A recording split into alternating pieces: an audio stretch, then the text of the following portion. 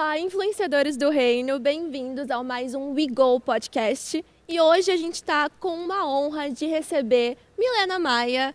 Milena Maia, ela é não só minha amiga, mas também a minha discipuladora e uma mulher muito bem posicionada, e vocês vão descobrir isso hoje aqui. Então, Mi, muito bem-vinda, seja muito bem-vinda ao nosso podcast, a gente está muito feliz de te receber aqui. Gente, fala um oi aí para o pessoal. Me sinto honrada por estar aqui, sendo entrevistada pela minha amiga. Isso dá um sentimento de casa mesmo. E por estar participando do podcast do We Go, que é um ministério que eu amo. E é o meu ministério. Bom que você está aqui. A gente fica muito feliz também. Então agora, vamos dar início ao nosso bate-papo. Eu quero começar perguntando, quem é Milena Maia? Vamos lá. Como que eu defino a Milena? Primeiramente, eu defino a Milena como a filha amada de Deus, porque eu sei que é isso que eu sou. E fora isso, eu sou a filha da Gorete e do Luiz. Meus pais são extraordinários, amo muito. E eu sou dentista, tenho 23 anos. E atualmente eu sou aqui do IGO. Sou do Creative e também faço parte da comunicação daqui da igreja, no IGO. Uhum. E Mi, você nasceu em berço cristão? Então, sim, nasci. Os meus pais, Na verdade, a minha mãe, ela se batizou quando eu estava no ventre dela. Me sinto muito honrada por isso. Já vejo o cuidado de Deus desde aí.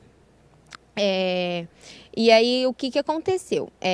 Minha mãe, ela me teve, e aí, só que a minha mãe sempre foi muito inconstante. Eu cresci na igreja, porém, eu ia com os meus tios. E eu era da presbiteriana, fui da presbiteriana até a minha adolescência, e aí foi quando começou os processos de inconstância também. E como foi esse processo de inconstância? O que aconteceu nesse meio tempo? Então, como todo adolescente, querendo ou não, a gente está na escola, né, naquela fase assim que tá todo mundo contando sobre tudo que está acontecendo ao redor do mundo, e eu tive curiosidade. E essa curiosidade me fez, de fato, querer conhecer o mundo. E nesse processo de querer conhecer o mundo, entrei em relacionamentos que não era nada cristão. E eu passei para esse momento de inconstância. Só que eu nunca me desviei 100%. Era sábado eu ia para festa, domingo eu estava na igreja. E aí isso foi por muitos anos mesmo. Só que aí chegou um tempo da minha vida que eu falei, preciso amadurecer em Deus. Na verdade, foi até um ex-namorado meu. Ele falou, quais que são as suas metas? E eu peguei e falei, eu preciso amadurecer em Deus, chega de inconstância. E aí foi essa a minha decisão. E aí depois disso, graças a Deus, eu comecei a me posicionar referente a isso. E tô aqui até hoje. Então, dentro desse processo de amadurecimento que você disse, muitas coisas aconteceram e uma delas foram desilusões amorosas que você acabou tendo. Dentro dessas desilusões, o que você aprendeu com tudo isso? Qual foi? Deus te falou alguma coisa dentro disso? Sim, eu acho que, literalmente, cara, eu entendo que hoje em dia, pro chamado que eu fui chamada para fazer futuramente, eu entendo que todos os meus relacionamentos colaboraram. Principalmente no fato de saber escolher. Eu não quero mais nenhum relacionamento que seja parecido com o que eu já tive um dia. Então, hoje em dia serve como parâmetro para eu ver o que é bom e o que é ruim. Uau! E realmente, né? Porque você acaba aprendendo o que você quer, o que você não quer e definindo melhor o que você quer para sua vida. E em relação ao que você quer para sua vida, eu queria saber sobre o ministério. Você sabe qual é o seu ministério? Você tem certeza de qual é o seu ministério? Sim, eu sou apaixonada, meu coração ele sempre queimou. E eu vejo muito que o diabo ele sempre tentou tentou jogar dardos para que, de fato, eu não seguisse, sabe? Desde pequena eu vejo pela minha infância. Não falei ainda o meu chamado, mas eu acredito que seja na esfera da família. E, como eu disse, o diabo ele sempre foi muito incisivo nisso, em tentar literalmente destruir aquilo que Deus tinha para mim. E então, como eu respondi já, eu tenho total ciência que é na esfera da família. Discipulando mulheres, porque eu amo discipulado, amo estudar sobre mulheres. Não sei também se eu vou ter um chamado pastoral, mas é algo que queima muito no meu coração. Porém, eu sei que existe um longo caminho até chegar lá. Muita gente fica com dúvida de qual é o meu chamado, como eu vou saber qual que é o meu chamado. Então eu quero te fazer a pergunta, como que você soube, como que você teve essa certeza de qual é o seu chamado? Eu entendi o meu chamado a partir de uma conferência Dunamis. Lá, para quem não conhece a conferência Dunamis, ela tem uma sala profética. E um rapaz, ele me ministrou e aí ele falou coisas que faziam muito sentido para mim, que foram coisas que sempre queimaram no meu coração. E ele falou exatamente isso, que o meu chamado, ele era na esfera da família e que eu ajudaria muitas mulheres, até mesmo mulheres mais velhas viriam até mim para que eu ajudasse. Então foi nessa conferência que eu tive um despertar para o meu chamado. Então você disse que seu chamado tem a ver com mulheres. E eu vejo aqui na Nasci que você é muito ligada às meninas.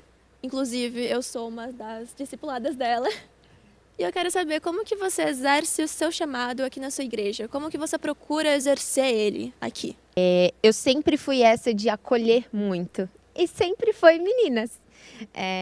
E graças a Deus tem chegado meninas. Agora eu tenho a oportunidade de discipulá-las. Então eu já vejo o cumprimento desse chamado, de que Deus disse, né, que eu ajudaria meninas.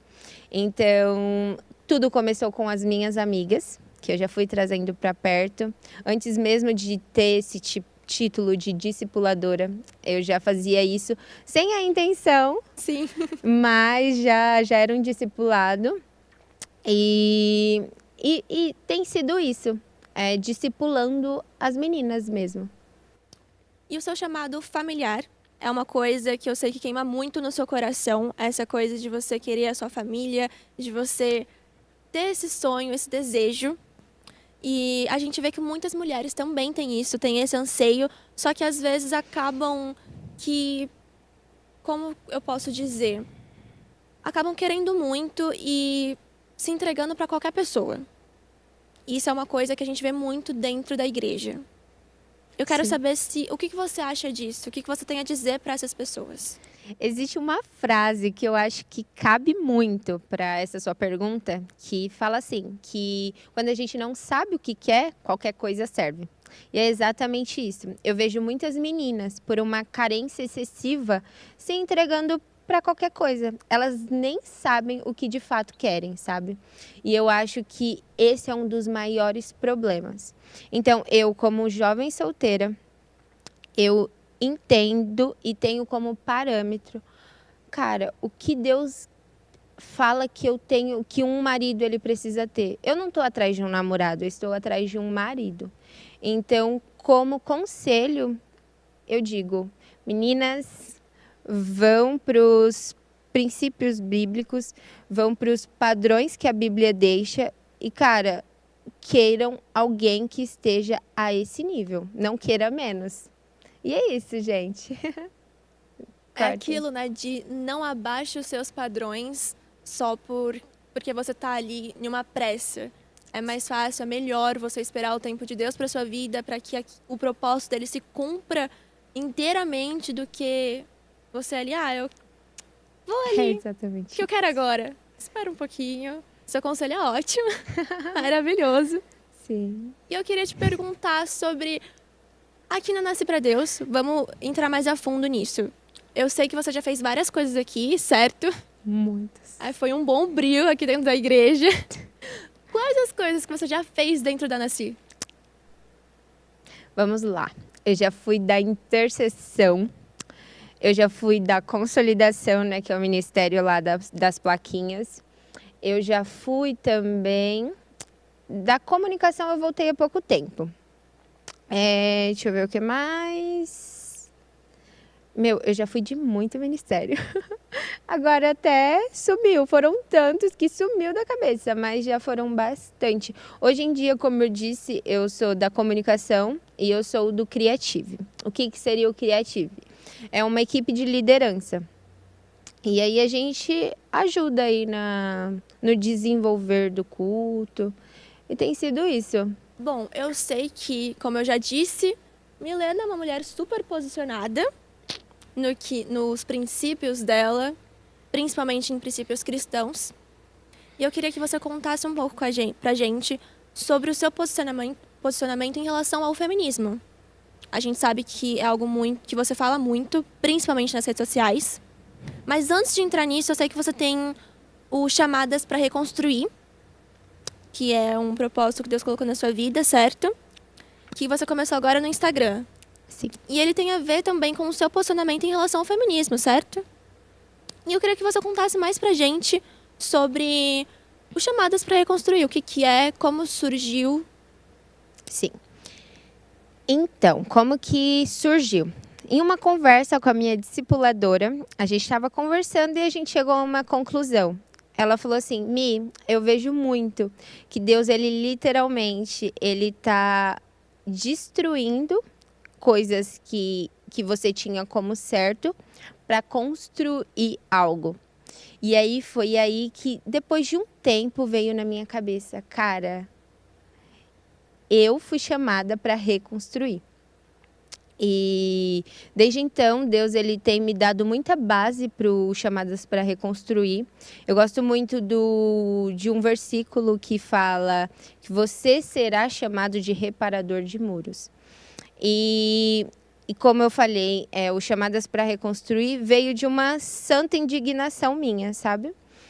Querendo ou não, a gente vê esse mundo aí super perdido, mulheres cada vez mais, meu corpo, minhas regras. E eu comecei a pensar, cara, não é aí, sabe? Mano, meu corpo, templo do Espírito Santo. E aí foi quando literalmente veio esse choque. Cara, Deus, ele tá destruindo algo para construir algo. E aí veio Chamadas para Reconstruir. Então, Chamadas para Reconstruir veio a partir de um posicionamento que você teve e que Deus veio e falou para você. Que incrível, meu. Que incrível. Então, você falou da sua indignação com esse mundo. E eu queria que você falasse um pouco sobre a sua indignação com o posicionamento das feministas. Porque é um movimento que é bem comentado, inclusive, dentro do meio cristão. Se é certo, se é errado. O que você tem a dizer sobre esse posicionamento das feministas? Sua opinião. Sim. Então, o feminismo como pauta, ele tem o quê? Luta pelos direitos das mulheres. Mas, estudando, eu vi que nunca foi sobre os direitos das mulheres. E sim sobre uma liberdade que literalmente se torna uma libertinagem que elas querem. Para mim, não há diferença entre feminismo e revolução sexual. Tanto é que eles se deram na mesma época. Então, eu acredito que, de fato, elas pregam isso, né? Direitos iguais. Mas nunca foi sobre direitos iguais. E sim sobre um poder. Liberdade com poder. Elas queriam ter o poder, assim como sempre falaram, o homem ele pode fazer tal coisa, ele pode fazer outras coisas. A mulher, ela também sempre teve, mas as feministas, elas sempre querem mais. E aí que está o problema. Então, me fala um pouquinho mais, vamos aprofundar essa parte de como surgiu o feminismo. Porque muita gente fala muita coisa, uma pessoa fala uma coisa, outra pessoa fala outra. Eu quero entender de fato, até para o pessoal poder entender também, como surgiu de fato esse movimento. O feminismo, o termo feminismo, ele veio da França. Não lembro o ano agora, mas ele veio junto com a Revolução. Foi a mesma época lá, né, que explodiu também o comunismo e tal. Então, a maioria dos pensamentos do feminismo, tudo que eles têm como base, veio de mulheres da França. E uma que a gente pode citar mesmo é Simone de Beauvoir, né? Mas antes disso já existiu o feminismo. Se a gente for olhar, cara, é literalmente uma guerra por poder. Eu vejo uma feminista, antes mesmo do termo feminismo existir, Salomé, que ela quis a cabeça de João Batista por puro poder. Você entende? Não faz sentido nenhum, cara. Então, sempre foi uma guerra de poder. E antes mesmo do feminismo se dar, desse termo feminismo se dar, existia também uma que tem até um livro, foi o primeiro livro feminista, que é de uma autora chamada Mary Wollstonecraft. Gente, se a pronúncia estiver errada, vocês me desculpem, tá? Mas ela que começou também com muitos pensamentos feministas, vem dela. Hoje em dia, a Ana Campagnolo, não sei se vocês acompanham, ela chama esse período antes do feminismo de proto-feminismo. Então, a primeira pensadora feminista, ela foi a Mary Wollstonecraft. E, cara, essa Mary Wollstonecraft é literalmente, a gente vê que é uma luta contra a família. É literalmente uma luta contra a família. Ela defendia coisas como a educação dos seus filhos não deve vir dos pais, mas sim dos estados. Gente, que absurdo. Não faz sentido. Sim. Então, eu já tô ficando bem revoltada. Como assim? E o feminismo, ele também tem 3 pilares, certo? Eu queria que você contasse um pouco pra gente sobre esses 3 pilares. Eu não sei se são 3 ou 4, mas eu sei que tem pilares. E eu queria que você falasse, nomeasse esses pilares e explicasse um pouco pra gente, porque acho que muita gente não sabe. Então, vamos lá. São 3 pilares, como a Maria já disse. Autoconhecimento. De fato, você precisa se conhecer. Autoconfiança. Cara, você, confia. A mulher meio que como centro, sabe? Então, a sua confiança tem que estar em você e somente em você como mulher. E autogestão. E eu já vejo isso totalmente contra o cristianismo. Cara, eu entendo que não é eu me conhecer, mas eu conhecer a Cristo. Eu entendo que a minha confiança não tem que estar em mim, mas tem que estar em Cristo. E eu entendo também, cara, que se eu não dou um passo, se Cristo não fala, eu não posso dar um passo. Então, cara, não tem essa de autogestão, não tem essa de autoconfiança, não tem essa de autoconhecimento. É literalmente, por isso que eu falo que o movimento feminista, ele é um movimento não só anticristão, mas anti-Deus, porque ele tira Deus como centro. Cara, eu não sou o ser mais importante do mundo. Deus é o ser mais importante do mundo. Parece que o feminismo coloca a mulher como um ser sobrenatural e que tem que ser endeusada, quando na verdade não é bem assim. O único Deus que deve ser louvado, exaltado, é Deus, não a mulher. E parece que o feminismo ele acaba colocando a mulher, como você disse, o centro de tudo. A mulher é o centro de tudo, não precisa de mais ninguém, quando na verdade está escrito na Bíblia que não cabe a pessoa andar sozinha. Não é pra gente andar sozinho. Não é. Não é bom pro homem que esteja sozinho. Então, não faz sentido realmente esses pilares. Colocar a mulher como a deusa ali de tudo, como sozinha. E eu queria... A gente já entrou nesse assunto de feminismo e cristianismo. Feminismo versus Bíblia. O que você tem a dizer sobre feminismo versus Bíblia? Como eu já disse, o feminismo ele não é só um movimento anticristão, mas ele é um movimento anti-Deus. Cara, cada vez, voltando de novo, não faz sentido, não tem nem como, sabe, linkar um no outro. Cara, eu não sou o ser mais importante, Deus é. E, como eu falei, o tempo todo, as feministas, elas querem ser o centro do universo. Você também falou isso. Então, não tem como. E elas falam muito que a Bíblia, ela deveria ser descartada, porque a Bíblia, ela é machista. Cara, não, onde? Eu fico indignada. Não, onde que a Bíblia é machista, cara? A gente vê mulheres que literalmente entenderam quem era o tempo todo, eu amo muito a história de Débora. Débora, ela foi uma juíza, sabe? Como que elas vêm falar que a Bíblia ela é machista? Não tem como ser machista. Esther, cara, Deus, Esther tem um livro só para ela, sabe? Então, literalmente as feministas, elas falam que a Bíblia e que a Bíblia deveria ser descartada. Simone de Beauvoir, eu acho que ela fala sobre isso. E eu não vejo literalmente assim nada que torne a Bíblia machista. Não consigo ver. Muitas mulheres acabam pegando a parte da Bíblia de Efésios 5, que diz que a mulher tem que ser submissa ao homem, só que as pessoas acabam interpretando de um jeito que é totalmente errado. E eu queria que você explicasse para o pessoal esse versículo, essa passagem da Bíblia, que é a mulher ser submissa ao homem, que muitas pessoas só pegam isso e aí crucificam a Bíblia por causa dessa parte, e não entendem o que é a mulher ser submissa ao homem.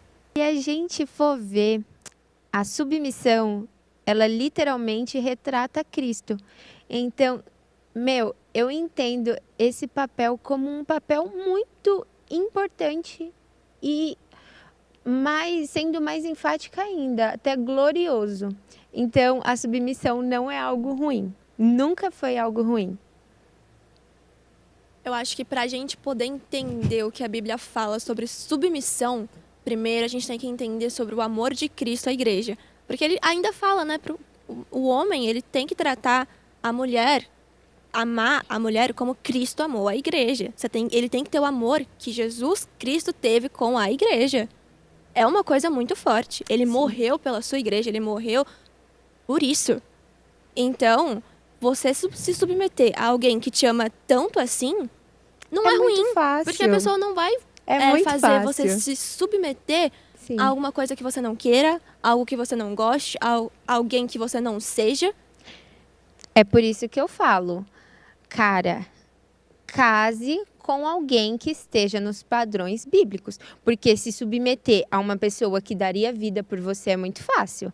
Agora, se submeter por qualquer um, já não é fácil. Por isso que a submissão é fácil, sim. Mas se eu caso com alguém que esteja, de fato, nesse padrão. Entregue, né, a Cristo, Sim. Entregue ao que Jesus propõe para essa pessoa ser. Não adianta você sair, beleza, vou me entregar para qualquer crente, então. Não. Não é assim. não funciona assim. Tem que saber. Então, acho que para poder falar de submissão, para alguém, qualquer pessoa poder falar de submissão, primeiro tem que entender de fato e presenciar, viver aquilo que é o amor de Cristo. Você tem que entender quem é Cristo, você tem que entender o amor de Cristo e você tem que viver aquilo. Você tem que saber que você está vivendo aquilo dali. Aí sim, você pode falar do amor de Cristo, você pode falar de submissão.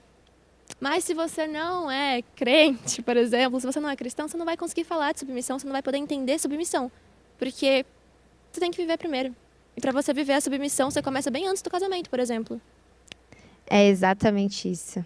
Cara, literalmente, cara, eu preciso entender que, primeira coisa, submissão é se colocar sobre a missão. Você vai casar com alguém que não tem uma missão? Sim, não tem Você como. precisa casar com alguém que tem uma missão. E aí sim, fica a parte mais fácil para você. Fica tudo alinhado. Isso se torna muito fácil. Então, é isso. Para você entender submissão, entenda o amor de Cristo. E aí você se entrega para alguém conforme o amor de Cristo. Sim. E com os padrões bíblicos, tá, galera? Com os padrões bíblicos. Então, bora lá. Vamos para a próxima pergunta, que eu já me perdi aqui toda, mas vamos lá. Voltando ao feminismo, que a gente já tá dentro, né? Já tá falando dentro. Eu queria saber sobre o direito ao voto. Porque das coisas mais faladas dentro do feminismo é que o feminismo foi o feminismo que conseguiu o direito ao voto. É isso mesmo? Mais uma balela delas. Porque o direito ao voto foi dado por Getúlio Vargas. Antigamente, como que as pessoas votavam? O voto nunca foi para todo mundo. Homens, antigamente, quando eles queriam votar, antes deles votarem, eles tinham que se alistar ao exército e só assim eles poderiam votar. Então, muitos homens morreram em guerras. Eu vejo, a mulher, ela sempre foi privilegiada, cara, porque a mulher, ela nunca precisou ir para a guerra para lutar. E aí vem as feministas e me dizem que o direito ao voto foi dado por mulheres. Nunca foi. O direito ao voto foi um direito concedido a gente. Um direito concedido a partir de um homem. Esse homem que foi lá e assinou. Mas, como eu disse, antigamente, o direito ao voto nunca foi para todo mundo, mas sim para aqueles que iam para a guerra. E é isso, gente. Então, não foi a partir do feminismo que o direito ao voto foi concedido. Ele já ia ser concedido tendo esse movimento ou não tendo esse movimento. Sim, a maioria das coisas, ela se dá pela própria evolução. Então, como eu falei, cara, foi decorrido a evolução e um homem ele assinou, não foi mulheres. E o direito ao trabalho? Porque é uma coisa que também que falam, o direito ao trabalho foi concedido pelas feministas, sim. E muita gente bate nessa tecla, né? Gente, é igual mesmo. Elas falam que foi por mulheres, não foi por mulheres. Tanto é que na França, onde que tem mais feministas, onde de fato esse movimento explodiu, em uma das marchas delas ao direito ao trabalho, só deu 100 mulheres. Você acha que 100 mulheres correndo peladas conseguiriam esse direito? Claro que não, gente. O direito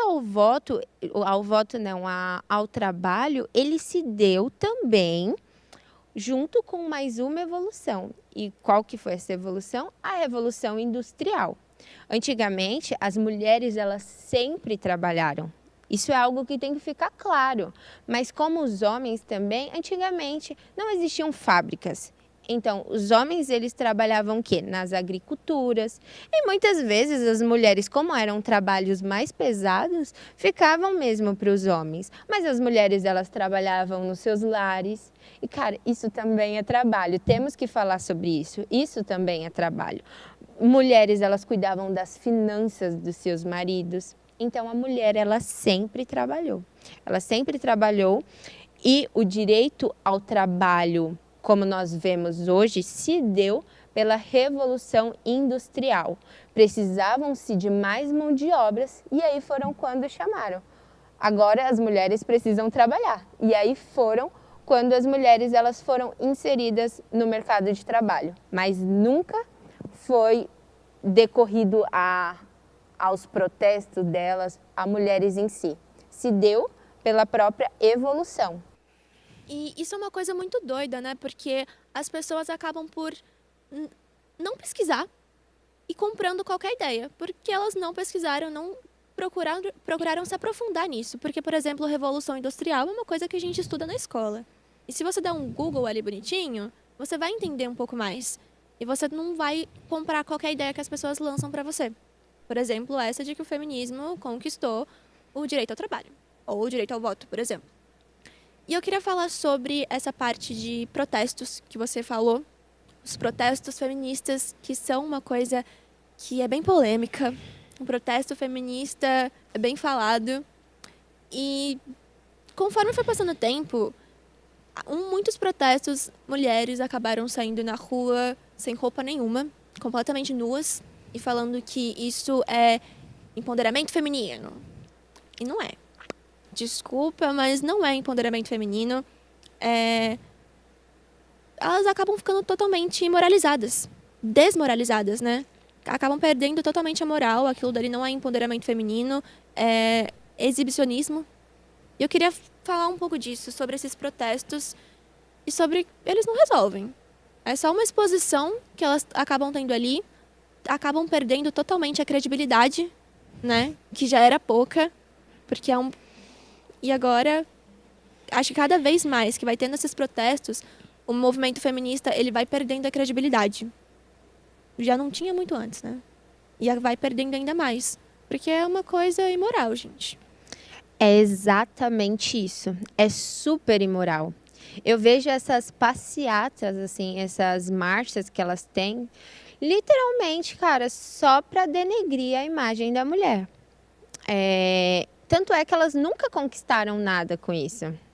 É literalmente só mostrar o corpo, porque é isso que elas lutam. Sempre foi por essa liberdade sexual. Se você for olhar as histórias de todas feministas, elas sempre quiseram, sabe, impor essa liberdade sexual. Então, nessas marchas que elas têm, elas deixam muito claro que, vamos nos expor, sabe? E é literalmente por essa liberdade sexual. O movimento feminista, ele tem, como a gente pode dizer, um discurso, a princípio, muito bonito, mas o discurso ele não faz jus ao movimento, né?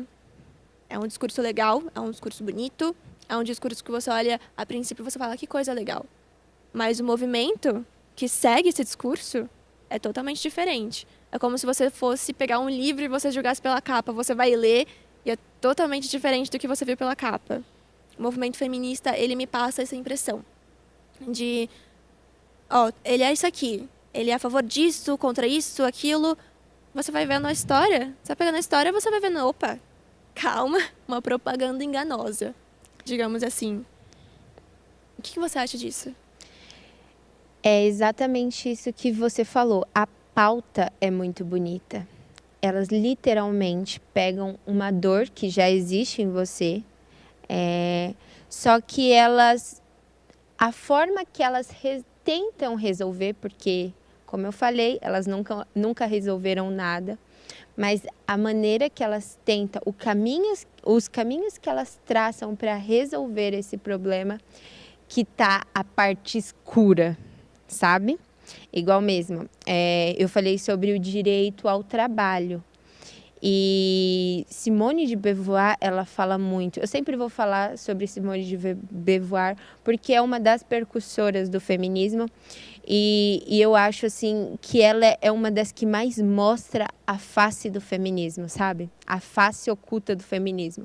Então, a Simone de Beauvoir, ela falava que as mulheres, elas não tinham que ter o direito de ficar em casa.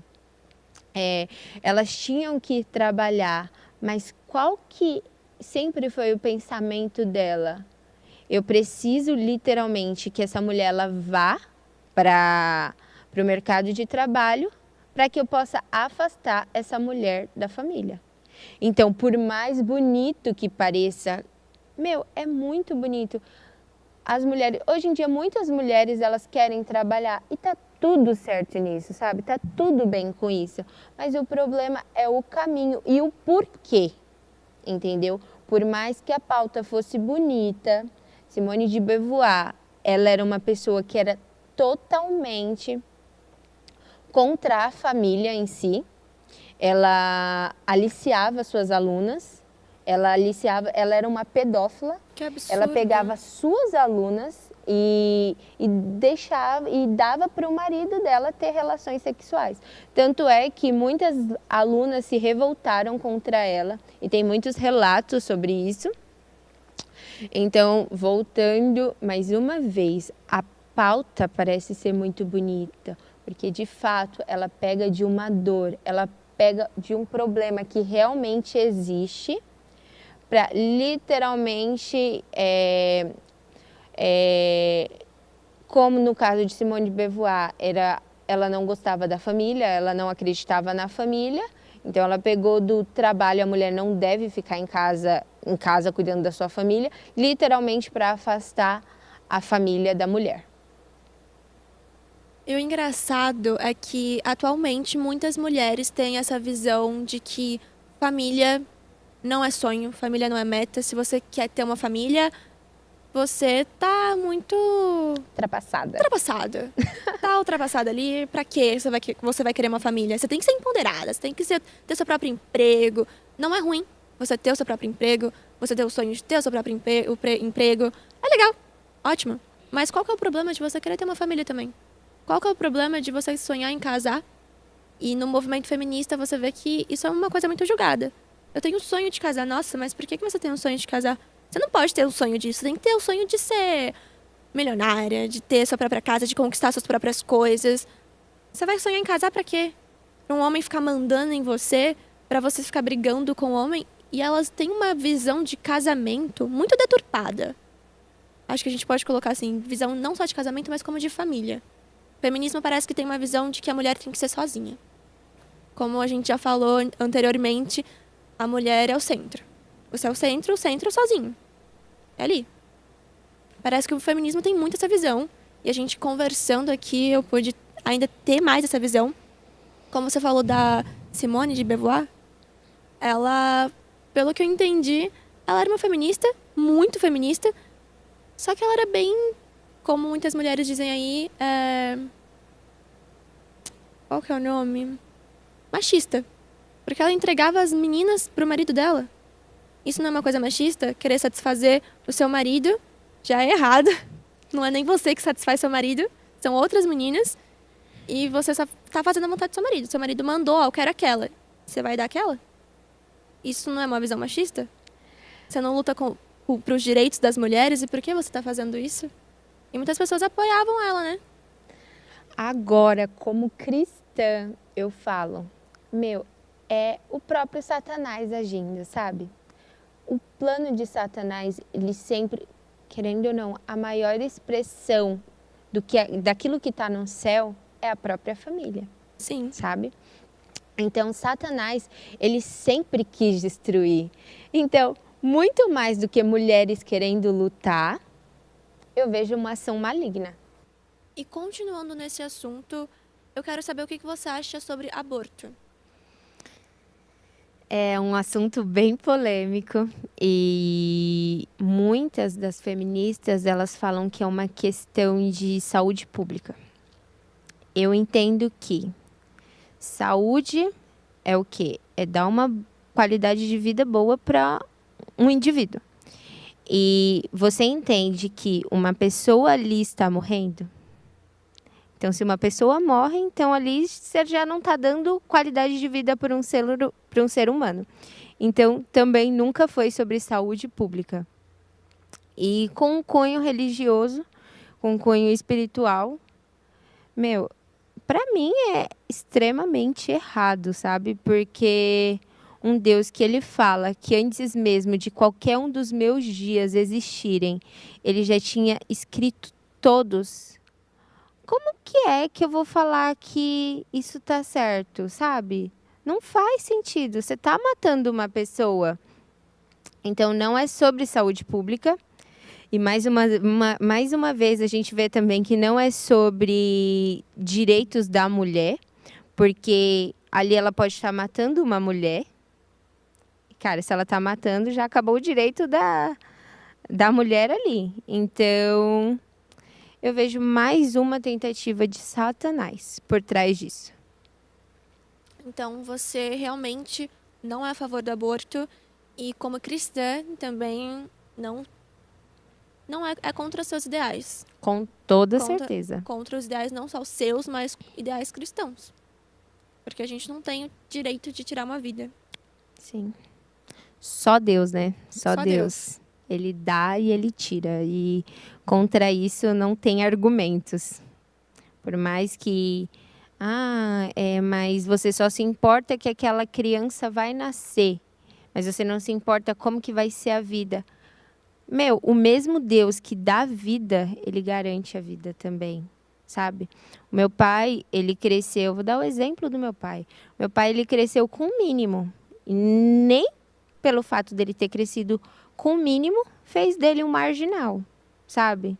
Então, eu não posso ditar se só porque as condições daquela criança que vai nascer talvez não seja tão boa, se aquela criança, ela vai se tornar um marginal ou não, sabe? Ali é uma escolha da criança. E eu não tenho direito de tirar a vida dela, sabe?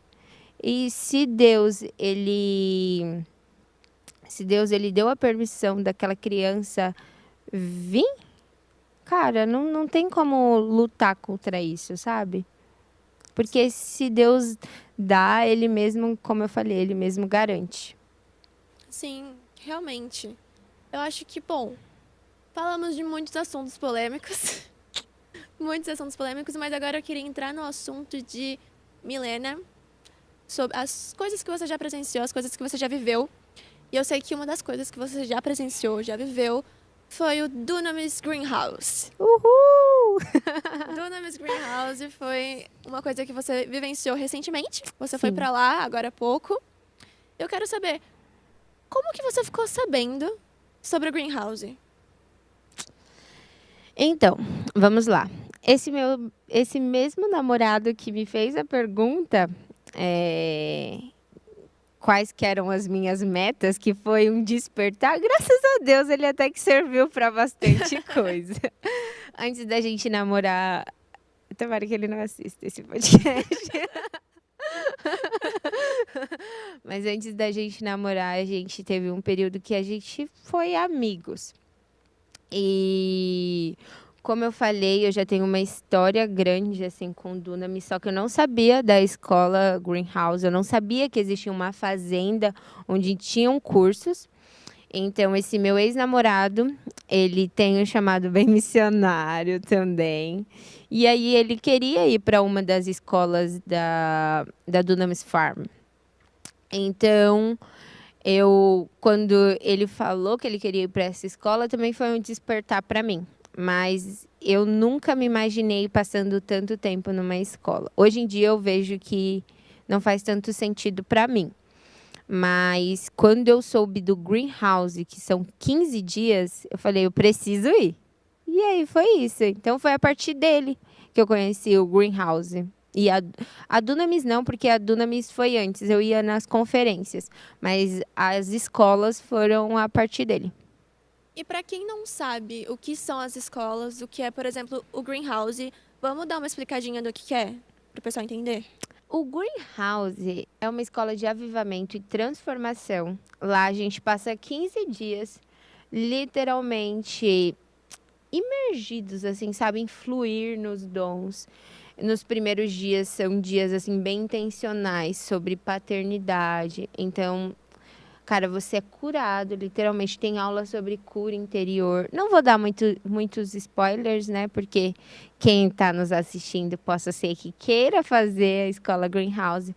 Mas são 15 dias muito intencionais. De manhã você tem um culto, à tarde você tem outro culto e à noite você tem as Revivals Nights. Na primeira semana, essa é a rotina. Na segunda semana, tem os tracks. Lá você também entende qual que é a sua esfera de atuação. Como eu já tinha falado, o meu chamado ele é na esfera da família. Então, eu fiz um track relacionado à família. E aí, todos os dias à tarde, eu tinha esse track de família. E é isso. O que são esses tracks? O que seria? Como eu falei, lá eles entendem que quando a gente entende a nossa esfera da sociedade, que esfera que a gente atua na sociedade, então fica mais fácil para a gente exercer o nosso chamado, levando o reino para essa esfera. Então, como eu fiz da família, então como que eu vou expandir o reino através da família, sabe? E aí a gente fica nesse assunto. Você falou sobre as 7 esferas. E o que são as 7 esferas e quais são? Vamos lá. Eu vou falar as que eu lembro, tá? Porque eu não lembro de todas. Mas vamos lá. A primeira é a igreja. Então, como expandir o reino através da igreja. Então, se encaixa muito se você entende que você tem um dos 5 ministérios, como mestre, pastor, evangelista. E aí, eu não fiz a esfera da igreja, como eu disse, eu fiz a esfera da família, mas eu entendo que é dessa forma. Tem governo, se você acredita que você foi chamado para o governo, mesmo como um presidente, como um ministro. Vamos lá, negócios. Lá a gente aprende muito a não separar muito o secular do sagrado. Então, cara, da mesma forma que um pastor ele está expandindo o reino aqui, eu posso muito bem expandir o reino na minha empresa também, sabe? A questão é expandir o reino. Negócios, tem arte e entretenimento, tem família, como eu falei. No meu track em família, a gente aprendeu como que eu vou encontrar a pessoa certa, o que Deus diz sobre a família. A gente aprendeu também sobre o que tem tentado destruir a família, e aí vem muito feminismo. Então a gente teve uma aula só sobre feminismo. A gente teve também uma aula sobre hombridade, qual que é o papel do homem na família. Então, é basicamente isso. Tem outros tracks também que não me vêm agora na mente, mas depois vocês pesquisem lá, que lá ou no site da Dunamis mesmo, ou no Google mesmo, se vocês colocarem lá 7 Esfera, vai aparecer. Como que você se organizou para ir para o Greenhouse? Porque tem que ter uma organização ali, né? Um certo preparo, tanto para você fazer a inscrição. Aí eu já quero te perguntar também disso, de como que é a inscrição. E aí depois a gente entra nessa parte de como você se organizou. Tudo bem. Como que funciona o processo seletivo? Você se inscreve, aí tem uma taxinha lá que você paga, e aí logo depois tem uma entrevista. E a entrevista já foi uma benção. Eu falei, meu Deus, preciso. É bem assim, no intuito de fato entender se você atua na igreja. Eu não vi muito como algo eliminatório, mas tem pessoas sim que não vão para o Greenhouse porque não passam na entrevista. Mas eu achei muito tranquila, eles focaram muito assim em saber se eu atuava na minha igreja, se eu participava assim de maneira incisiva assim na minha igreja, se eu ainda tinha algum pecado que eu ainda não tinha sido liberta. Não que isso seja algo eliminatório, mas eles têm esse cuidado assim para entender tudo, sabe? Sobre você. E é isso. Esse foi o processo seletivo. Então, eu passei por uma entrevista antes de começar a pensar em arrecadar fundos, essas coisas. Teve quantas partes desse processo seletivo? Você lembra? Não, é basicamente isso. É isso. Só acontece a entrevista mesmo. Aí, se você é aprovado, e aí depois é lutar para você pagar a escola. E vamos entrar nesse assunto. Como que você se preparou para você arcar com os custos? Porque tem um custo. Então, como que você arcou com isso? Então, na fase que eu estava indo para o Greenhouse, eu não estava muito bem financeiramente. E eu entendo muito como um trabalhar de Deus. Eu lembro que eu estava passando... sempre tinham lives não, ligações que a gente fazia pelo Zoom. E aí eu vi várias pessoas dando um testemunho, que de fato, quando Deus ele dá uma palavra, ele mesmo provê aquilo. E aí eu estava muito, meu Deus, eu não tenho da onde tirar esse dinheiro agora, por mais que eu queira fazer muito, eu não tenho da onde tirar. E aí, quando eu comecei a escutar os testemunhos, e, de fato, cara, faça a sua parte que ele te ajuda. Mas você também precisa fazer a sua parte. E aí, eu fui muito encorajada quando eu escutei os testemunhos. E, claro, orei, mas eu sabia que eu precisava partir para ação também. E aí foi quando me veio a rifa na cabeça. Aí eu rifei algo e graças a Deus, ele proveu. Não consegui vender a rifa toda, mas eu entendi aquilo também como um despertar de Deus. Um despertar de Deus, de tipo, cara, faça a sua parte. Você precisa fazer a sua parte. Eu vou te ajudar, mas faça a sua parte. E aí, eu lembro que eu dei até um dízimo aqui e eu coloquei no meu dízimo. Eu falei, Senhor, cara, isso daqui é um propósito meu também pelo Greenhouse, sabe? E os meus pais, eles tinham condições de me ajudar, graças a Deus. Mas o coração deles se fecharam, assim, um pouco. Tipo, cara, você tem que ir, você vai conseguir prover. E aí, no final, tipo, eu consegui vender as rifas. Isso foi até o valor quase da primeira parcela. E aí, graças a Deus, depois dessa minha ação, eu sei que Deus, ele usou a minha mãe. E a minha mãe conseguiu prover todo o resto que faltava. Meu, que bênção, que legal. Sim. E entrando nesse assunto, você foi lá, viveu muitas coisas, presenciou muitas coisas também. E eu quero entrar nesse assunto de experiências que você teve com Deus lá dentro. Porque eu sei que não foram uma, não foram duas, foram algumas, muitas aí, foram 15 dias. E eu queria que você contasse um pouquinho das experiências que você teve. Qual foi a mais marcante, assim, que você acha que você teve lá? Vamos começar. Na verdade, eu acho que eu vou dar não só uma, mas algumas, como você mesmo falou. No terceiro dia, foi um dia que me marcou muito. E foi algo assim surreal. No começo eu fiquei, meu Deus, eu tô ficando louca. Mas a gente começou, todos os instrumentos do lugar parou de tocar. E de repente a gente começou a escutar um barulho de flauta. E literalmente era, sabe, eu nunca fui pro céu, né? Mas sabe aquele, parecia muito algo angelical, sabe? Algo de fato, assim, do céu. E aí, a primeira vez eu escutei isso, eu fiquei, meu Deus, eu acho que eu tô ficando doida. Eu acho que só eu tô escutando isso.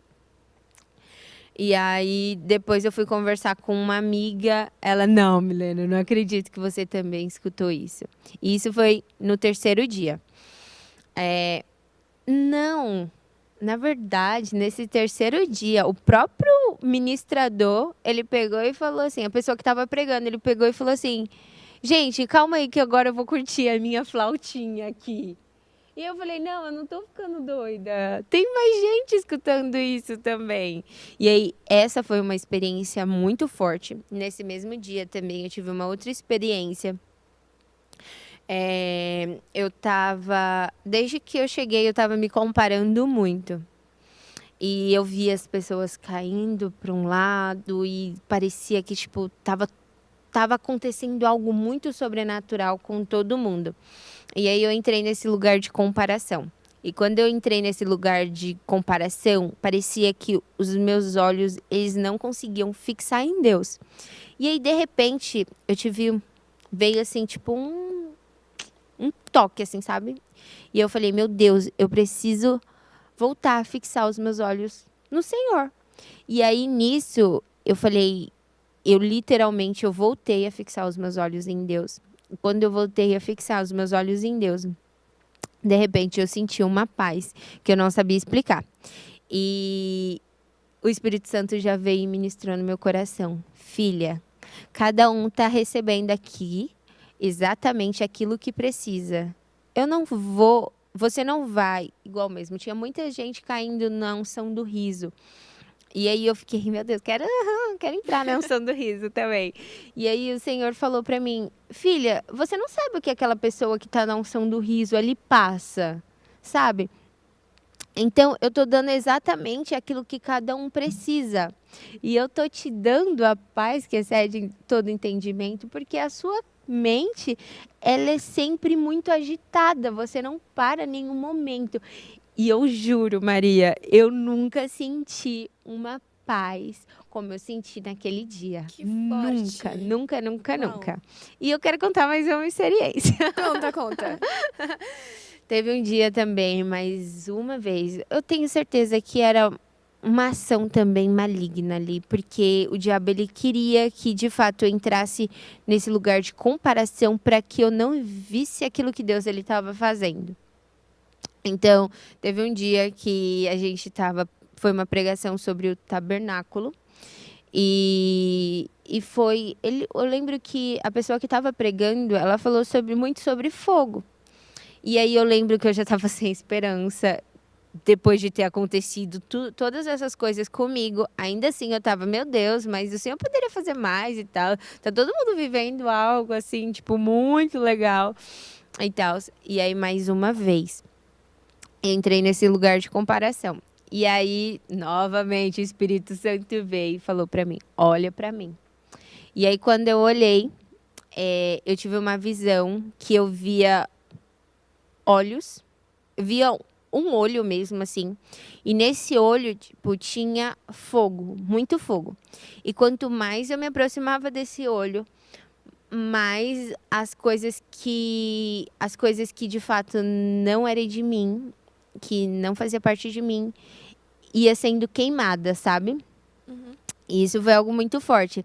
Aí, de repente, eu tava com meu olho fechado lá, alguém veio e colocou a mão assim, sabe? Assim, ó.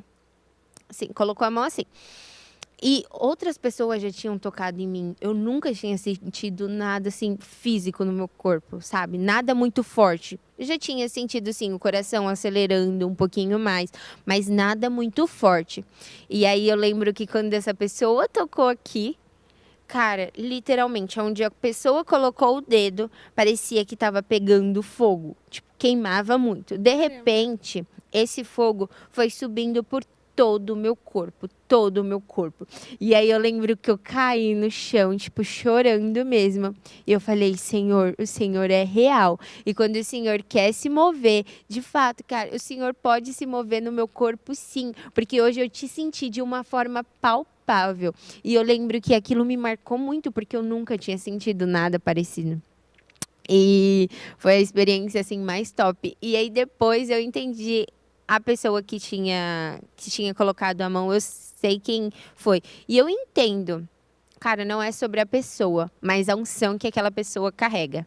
E é uma das pessoas que eu mais admiro, que é uma pessoa literalmente que ela se posiciona muito referente à família. E eu não sei, né, o que foi naquele dia, mas cara, depois que eu descobri que foi aquela pessoa, eu falei, meu Deus, eu admiro essa pessoa de longe, mas agora eu admiro ela de perto também, que foi a Júnia Hayashi, gente, que eu amo. Pode falar quem é. Eu amo, Pode. eu amo, eu amo demais. E foi surreal essa experiência, assim, me marcou demais. Eu tô sem palavras. É surreal isso, gente. É umas coisas que... Meu, que demais. Então, experiências você já viveu um monte. A gente pôde ver aqui. Você nem contou todas. Mas eu queria saber também de experiências que você presenciou. Que você viu outras pessoas tendo e você falou, uau. Uau. Sabe? Sim. Então, eu tenho um amigo, eu espero que ele assista, mas ele teve uma experiência muito legal. Ele não fala nada de inglês, nada, nada, nada, nada. E veio uma pessoa ministrar ele, eu acho. Eu acredito que foi isso. Veio uma pessoa ministrar ele, só que era um gringo. E aí, de repente, ele não entendia nada. E tudo que aquela pessoa começou a falar para ele, cara, ele passou a entender tudo, tudo, tudo, tudo. Não e ele não acredito. sabia o mínimo de inglês. O mínimo, o mínimo, o mínimo, o mínimo. E ele, cara, tipo, tudo que a pessoa falou, ele entendeu. Teve uma outra experiência também de uma amiga minha, mas foi sobre interpretação dos dons de falar em línguas, né? E alguém estava falando em línguas e aí do nada também ela começou a interpretar. Foi, tipo, muito surreal. Muito, muito. Ah, teve uma experiência. Não, essa eu tenho que contar. Essa foi uma das mais lindas. Tinha lá o Genebra. Era um lugar mais afastado. E muitas pessoas ficaram no Genebra. E falam que muitas coisas sobrenaturais aconteceram no Genebra. O que é Genebra? Só pra gente contextualizar aqui. Então, o Genebra... Meu fone caiu.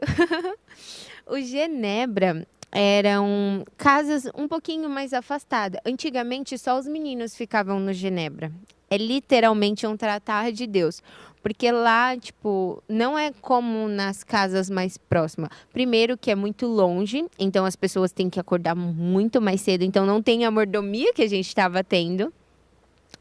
E também, tipo, em questão de banheiro também, não tem a mesma infraestrutura que tem nos nossos banheiros que são mais próximos. Então, são literalmente, eu acho que Deus quer tratar as pessoas ali que ele manda para o Genebra. Então, e aí, num grupo de meninos, eles pegaram, na verdade, Deus ele deu um sonho para um dos meninos, que tinha um menino no quarto que ele tinha um tumor na tireoide. Uhum. E eles oraram e tal, acredito que eles oraram e tal, tudo bem. Passou a noite, aí esse outro menino, ele foi dormir, e aí ele teve um sonho, e nesse sonho, ele via, acho que um anjo, e esse anjo, ele literalmente, ele pegava o tumor, na verdade, não foi um anjo, foi o carpinteiro. Ele pegava esse tumor, ele via, assim, o carpinteiro indo até o menino, pegava esse tumor e destruía. Sim, foi algo muito forte. Tô chocada. Sim, Que foi algo surreal. muito forte. E aí, no outro dia, ele foi e contou essa visão que ele teve através de sonho para esse menino. Sim. E aí, tudo bem, passou. O menino tinha um tumor na tireoide. Aí, na semana que ele chegou, acho que ele foi fazer os exames. Aí a médica dele ligou para ele dias depois e falou que não existia mais tumor nenhum. Glória a Deus. Gente, Surreal, né? demais, demais. Surreal. Deus, ele é bom e, eu vi muita manifestação dele, sabe? Eu acho que eu vivi nesses 15 dias coisas que eu viveria em 5 anos. Surreal. Eu indico para todo mundo, façam Greenhouse. Muito demais. Eu tô sem palavras. Você tá falando e eu fico imaginando isso acontecendo com as pessoas, acontecendo com você. São experiências sobrenaturais que você tem com Deus. É literalmente, igual você disse, imersão. Você literalmente. vai para um outro nível da sua relação com Deus. Você presencia coisas, você vive coisas. É um outro nível. Em falar em presenciar e viver, eu queria falar com você sobre missões. Você tem um chamado missionário? Você tem vontade de fazer missão? Essa parte da sua vida, como que é? Eu não acredito que eu tenha um chamado para viver missões integralmente. Mas agora mesmo que eu tô solteira, eu entendo que eu poderia disponibilizar um tempo para isso, sabe? Eu entendo que o ID é para todo mundo e, de fato, a gente precisa viver o ID todo momento. Mas não, tipo, ir para uma base, ficar um tempo numa base, assim, para o resto da minha vida, sabe? Viver de missões para o resto da minha vida.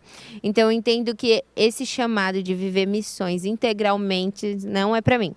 Até porque, como eu disse, eu entendo que o meu chamado é na esfera da família. Então, já teria que ter um desapegozinho, assim, sabe? Sim. Então, eu entendo que não é para mim.